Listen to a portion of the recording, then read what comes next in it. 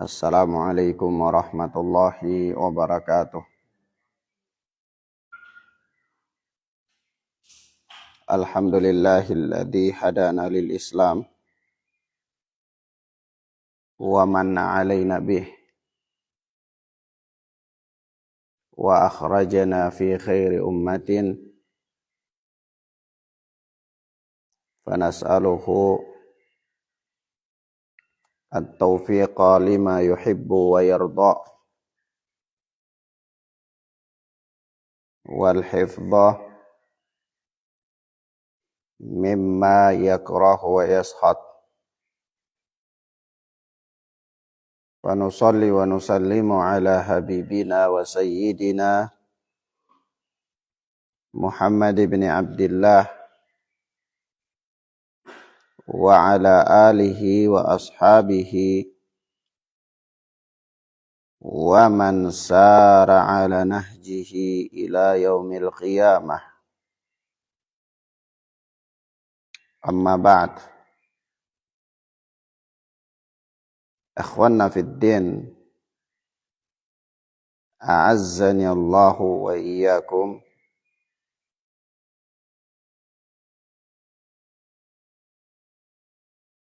Kita pada pagi hari ini insyaallah taala akan membahas beberapa hadis yang telah kita pilih, yakni berkaitan dengan hal-hal yang berkaitan dengan sujud sahwi. Naam, dikarenakan perkara ini adalah perkara yang tidak kalah pentingnya dengan perkara-perkara ibadah yang lainnya, dan dia masuk dalam pembahasan solat, sementara solat adalah perkara yang paling agung di antara perkara-perkara agung lainnya,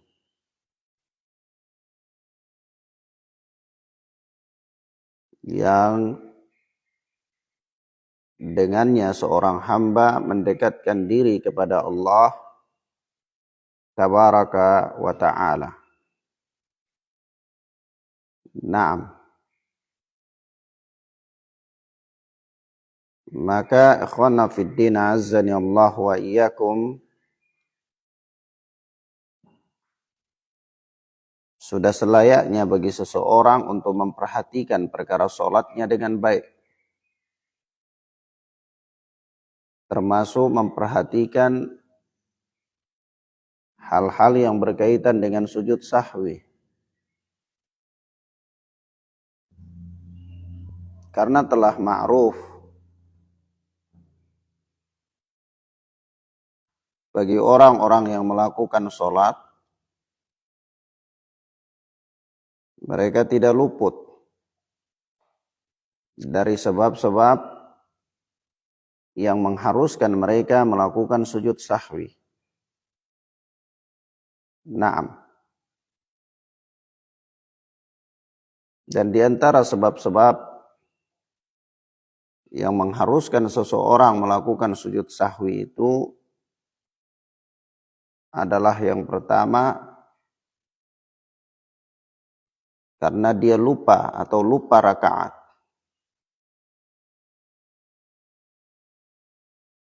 Lupa rakaat sehingga dia melakukan penambahan atau pengurangan dalam jumlah rakaat. Misalnya sholat zuhur jadi 5 rakaat atau jadi 3 rakaat. Terjadi penambahan karena lupa. Nah, yang kedua ragu dalam jumlah rakaat. Ya, ragu-ragu tentang jumlah rakaat. apakah sholat yang dia lakukan itu dia berada pada rakaat yang ketiga atau rakaat yang keempat, dan seterusnya, ragu dalam jumlah rakaat. Yang ketiga, meninggalkan kewajiban dalam sholat. Sebagaimana ikhwana fiddin azzani Allahu wa iyyakum, kita telah memahami secara bersama bahwa sholat itu ada syarat-syaratnya, ada rukun-rukunnya, ada wajib-wajibnya, dan ada pula sunnah-sunnahnya. Nah, yakni perkara-perkara di dalam sholat yang dia wajib dilakukan, hukumnya wajib. Begitu pula ada perkara-perkara di dalam sholat yang hukumnya sunnah. Hukumnya sunnah. Nah, sunnah di dalam sholat itu ada sunnah qauliyah, yaitu berupa bacaan-bacaan. Ada sunnah berupa fi'liyah, yakni perbuatan-perbuatan. Yakni perbuatan-perbuatan di dalam sholat yang dianggap sunnah. Nah, masing-masing dari perkara ini apabila ditinggalkan, maka dia punya konsekuensi hukum. Misalnya meninggalkan syarat dalam sholat, syarat sah sholat, konsekuensinya apa? Begitu pula meninggalkan rukun dalam sholat, konsekuensinya ada. Demikian pula meninggalkan wajib-wajib dalam sholat, konsekuensi hukumnya. Meninggalkan sunnah-sunnah dalam sholat, konsekuensi hukumnya, dan seterusnya. Dan masuk dalam topik pembahasan kita pada pagi hari ini adalah meninggalkan wajib-wajib sholat. Wajib-wajib di dalam sholat. Ketahuilah ikhwana fiddin azzani Allah wa iyyakum, kalaulah meninggalkan syarat sah sholat itu konsekuensinya sholatnya tidak sah. Begitu pula meninggalkan rukun di dalam sholat konsekuensinya sholatnya tidak sah. Maka meninggalkan wajib-wajib sholat itu ada dua keadaan. Yang pertama, apabila dia meninggalkannya karena lupa atau karena tidak tahu, maka konsekuensinya dia wajib menggantinya dengan sujud sahwi. Dia wajib apa? Menggantinya dengan sujud sahwi. Namun yang kedua, apabila dia meninggalkannya dengan sengaja, maka batallah sholatnya. Batallah sholatnya. Nah, kalau begitu antum nanti tanya, Ustadz kalau begitu syarat-syarat sholat itu apa-apa saja? Ini pembahasannya sendiri, bukan pada saat ini insyaAllah. Apa itu rukun-rukun sholat berapa saja? Itu bukan pembahasannya pada pagi hari ini. Nah, terus berapa saja wajib-wajib sholat itu juga bukan pembahasannya pada pagi hari ini. Tetapi pada pagi hari ini satu hal yang perlu dipahami dan dimengerti bahwa meninggalkan wajib-wajib sholat kalau lupa atau tidak tahu maka konsekuensinya dia wajib menggantinya dengan sujud sahwi.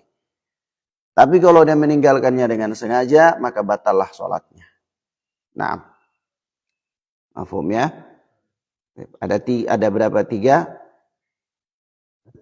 hal atau 3 sebab yang seseorang itu mesti melakukan sujud sahwi.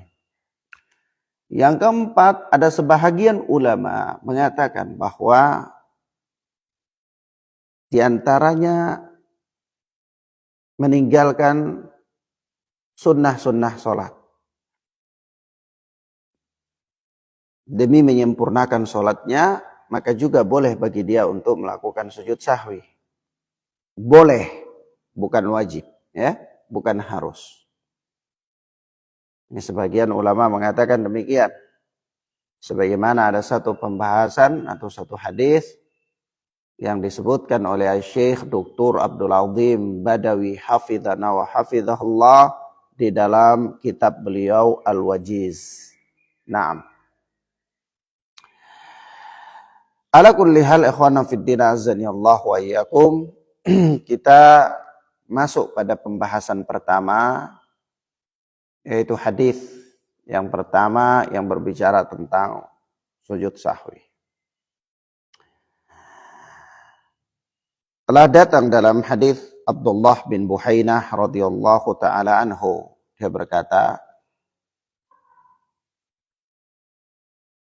anna Nabiy sallallahu alaihi wasallam shalla bihim adh-dhuhra faqama fi rak'atain al-ulayain. Suatu ketika Rasulullah sallallahu alaihi wasallam salat bersama mereka, yakni salat zuhur.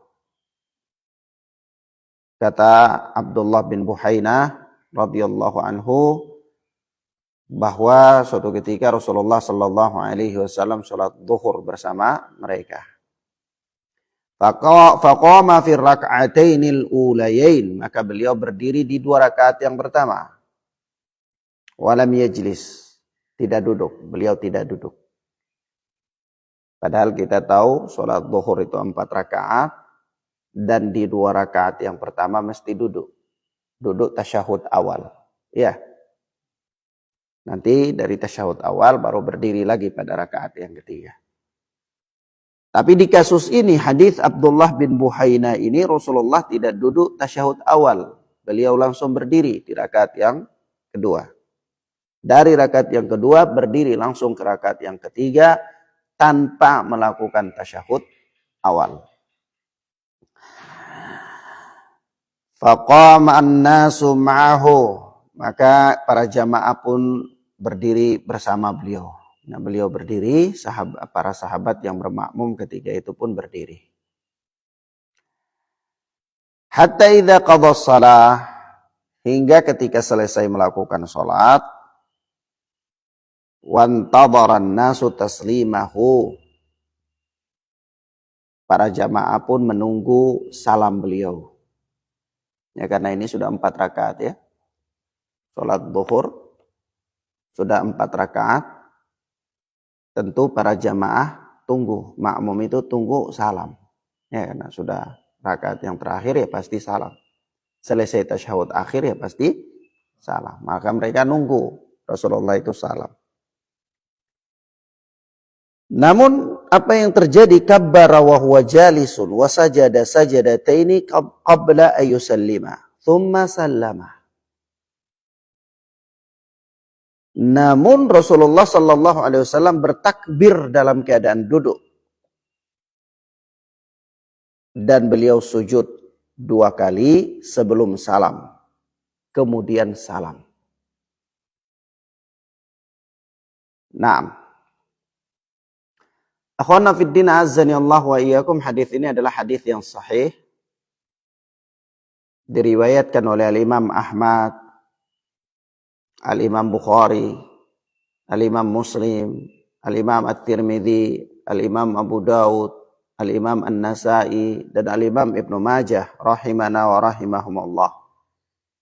Dan ini adalah lafaz yang terdapat di dalam Sahih Bukhari. Ini lafaz yang terdapat di dalam Sahih Bukhari. Akhwana fiddin azzani Allah wa iyyakum, gambaran umum dari hadis yang mulia ini adalah bahwa Rasulullah sallallahu alaihi wasallam itu salat zuhur, salat 4 rakaat. Yang kita telah maklumi bahwa salat 4 rakaat itu ada 2 kali tasyahud. Ya. Tasyahud awal di rakaat yang kedua sebelum berdiri ke rakaat yang ketiga, dan ada tasyahud yang akhir, yaitu kemudian nanti salam. Tapi pada kasus ini Rasulullah sallallahu alaihi wasallam lupa tasyahud awal, beliau langsung berdiri. Makmum pun ikut berdiri bersama beliau.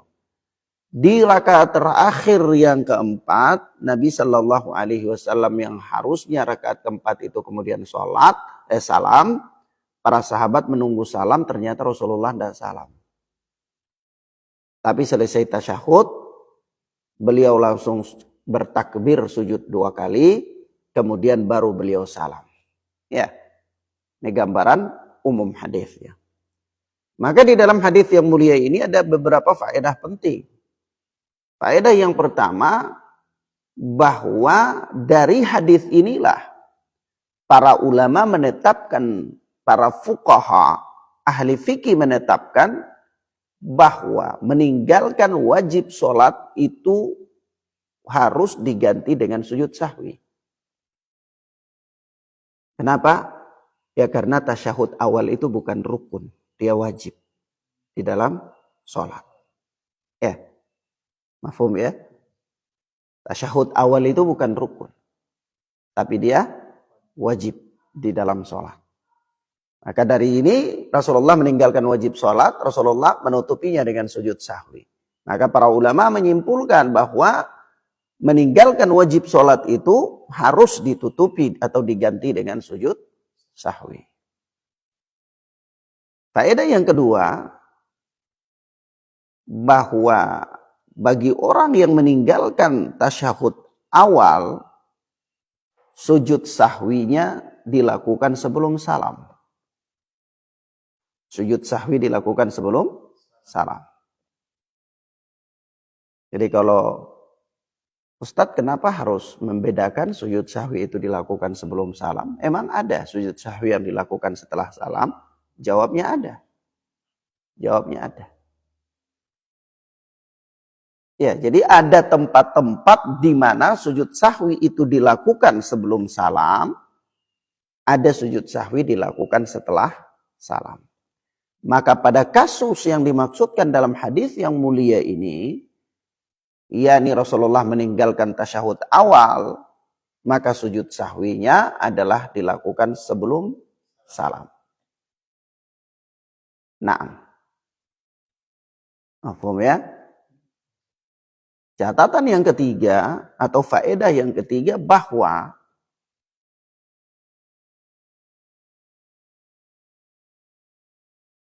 sujud sahwi itu ada 2 kali sujud. Dia berbeda dengan sujud tilawah, dia berbeda dengan sujud syukur. Sujud tilawah 1 kali saja, sujud syukur pun 1 kali saja. Tapi kalau sujud sahwi 2 kali. Di dalamnya ada takbir. Berdasarkan hadis Abdullah bin Buhaina di mana dia mengatakan kabbara wa huwa jalis. Rasulullah itu takbir dalam keadaan duduk. Untuk apa? Untuk sujud 2 kali. Berarti di dalam gerakan sujud itu ada takbir. Ya. Jadi takbir Allahu Akbar sujud, Allahu Akbar bangkit, Allahu Akbar sujud, Allahu Akbar bangkit, baru salam. Ya.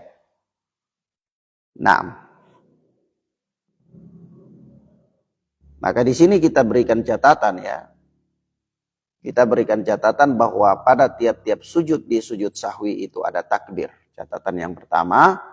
Catatan yang kedua, setelah sujud sahwi tidak ada tasyahud.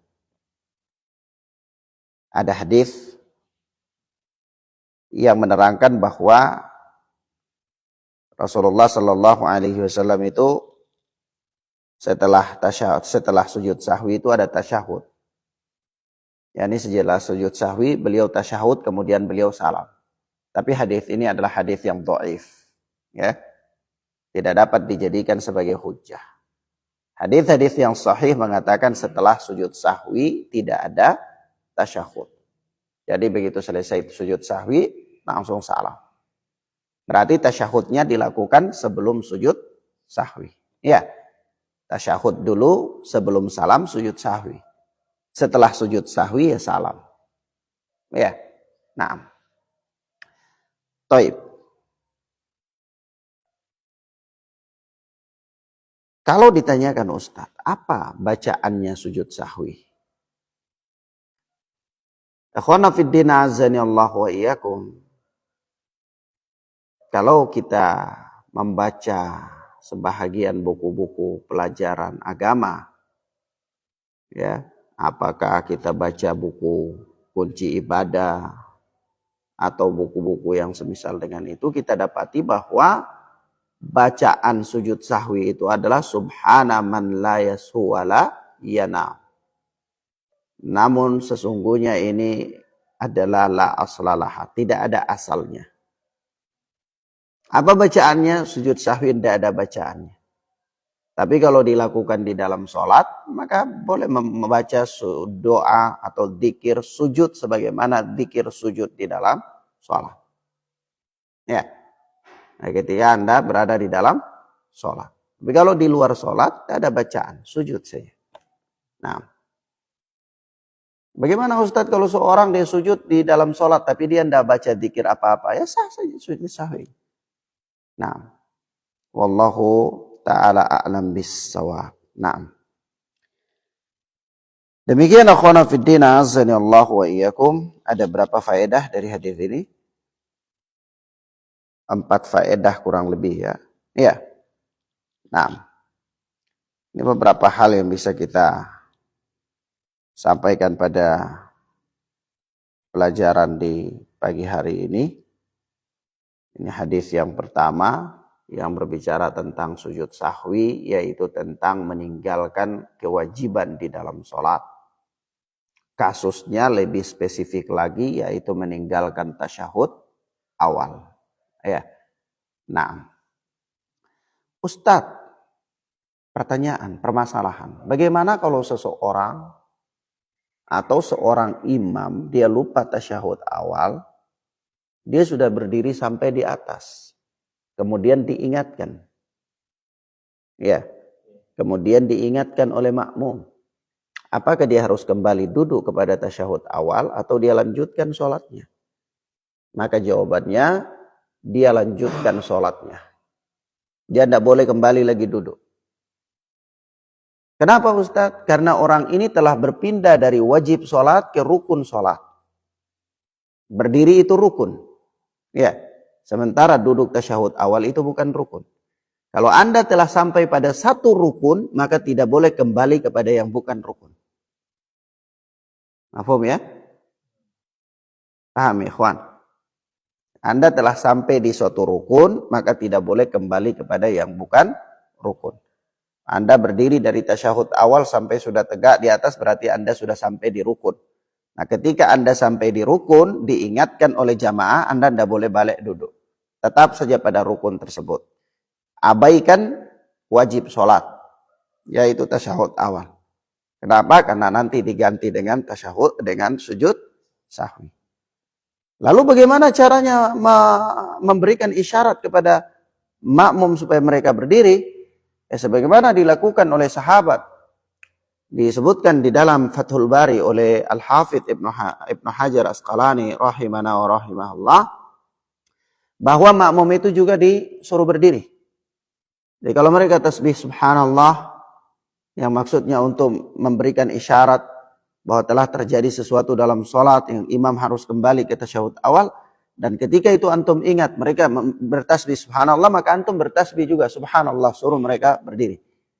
Ya, boleh dengan isyarat ya tangan untuk suruh berdiri atau yang semisalnya yang dapat dipahami oleh mereka. Nah, mafhum ya ikhwan? Taib. Demikian ikhwan fillah azani Allah wa iyyakum, mudah-mudahan bermanfaat bagi kita insyaallah taala. Kita cukupkan pelajaran kita sampai di sini. Wassallallahu ala nabiyina Muhammad wa ala alihi wa sahbihi wasallam. Subhanaka Allahumma wa bihamdika asyhadu an la ilaha illa anta astaghfiruka wa atubu ilaik. Wassalamualaikum warahmatullahi wabarakatuh.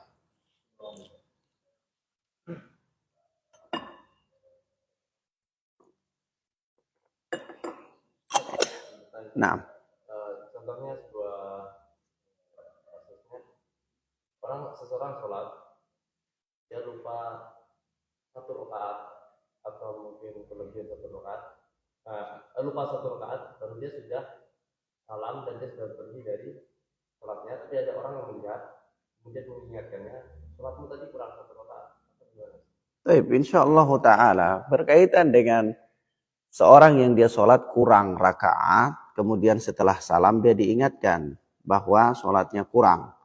apa yang harus dia lakukan, insya Allah Ta'ala ini bahasannya nanti kita bahas di hadis berikut. Ya, masih termasuk di antara hadis-hadis yang kita pilih yang berkaitan dengan sujud sahwi insya Allah Ta'ala.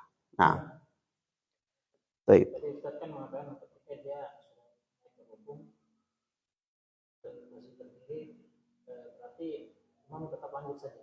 Lanjut. Tapi kan posisinya kadang-kadang kan imam itu lagi posisi baru mau bergerak begini, baru mau bersiap bangkit, langsung jamaah bilang subhanallah. Dia kembali. Oh, jadi sebelum dia posisi berdiri. Nah, sebelum dia sampai di rukun dia kembali. Misalnya dia baru mau beranjak, Ya, sudah diingatkan, ya dia kembali. Dia kembali duduk. Nah, baik. Wallahu ta'ala a'lam bis-shawab. Naam, ila huna barakallahu fikum. Subhanakallahumma bihamdika asyhadu an la ilaha illa anta astaghfiruka wa atubu ilaik. Wassalamualaikum warahmatullahi wabarakatuh.